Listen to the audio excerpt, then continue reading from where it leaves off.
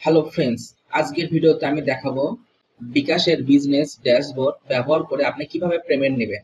এরকম একটি ইন্টারফেস আসবে। এখানে যে কেউ যদি আপনাকে পেমেন্ট করতে চায় তাহলে তার উক্ত অ্যামাউন্টটি লিখবে, লেখার পর কনফার্ম পেমেন্ট বাটনে প্রেস করলে পেমেন্ট অপশন খুলে যাবে। এখানে বিকাশ নাম্বারটি দিয়ে পেমেন্ট করতে পারবে।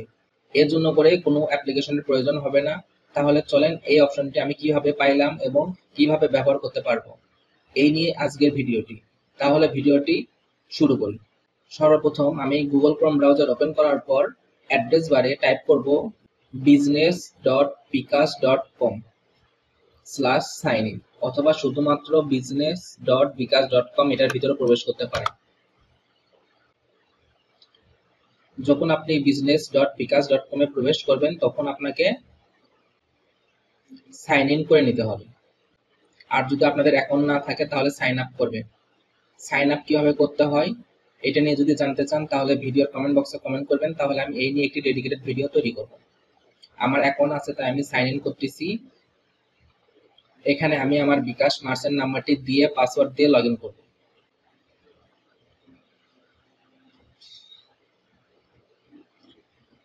লগ ইন করার পর এরকম একটি বিকাশ বিজনেস ড্যাশবোর্ড ওপেন হবে। এখান থেকে আপনারা এখানে দেখবেন ইওর ডিফল্ট লিঙ্ক, এই লিঙ্কটা কপি করবেন।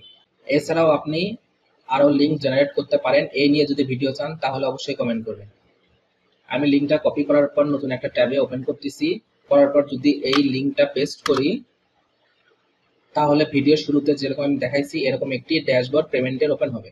এখানে আমি ধরেন 10 টাকা লিখলাম। লিখার পর যদি পেমেন্ট করি এখানে রেফারেন্সে আমার নামটি লিখতেছি। এরপর কনফার্ম পেমেন্ট বাটনে প্রবেশ করব। আর পেমেন্ট করার সময় অবশ্যই বিকাশ পার্সোনাল অ্যাকাউন্ট দিয়ে পেমেন্ট করতে হবে। তাহলে আমি আমার বিকাশ পার্সোনাল অ্যাকাউন্টের নাম্বারটি টাইপ করতেছি। অ্যাকাউন্ট নাম্বার টাইপ করার পর কনফার্ম বাটনে প্রবেশ করব। এরপর আমার সিমে আসা 6 ডিজিট কোডটি দিয়ে নেব।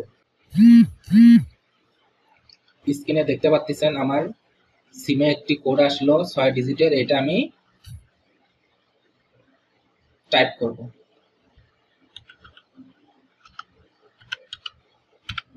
এরপর কনফার্ম বাটনে প্রবেশ করব।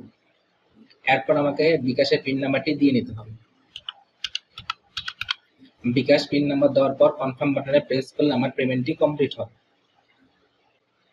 Payment successful.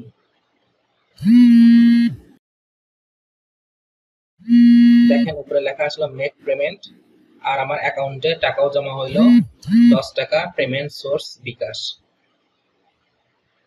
আর এখানে ফুল স্টেটমেন্ট চলে আসলো। আমার মার্চেন্ট অ্যাকাউন্ট নাম্বারটি শো করবে, ইমেল অ্যাড্রেসটা শো করবে, আর যে আমাকে পেমেন্ট করলো সেটা হচ্ছে কাস্টমার ইনফরমেশন। এখানে কাস্টমারের ফোন নাম্বার এবং রেফারেন্সটা শো করবে।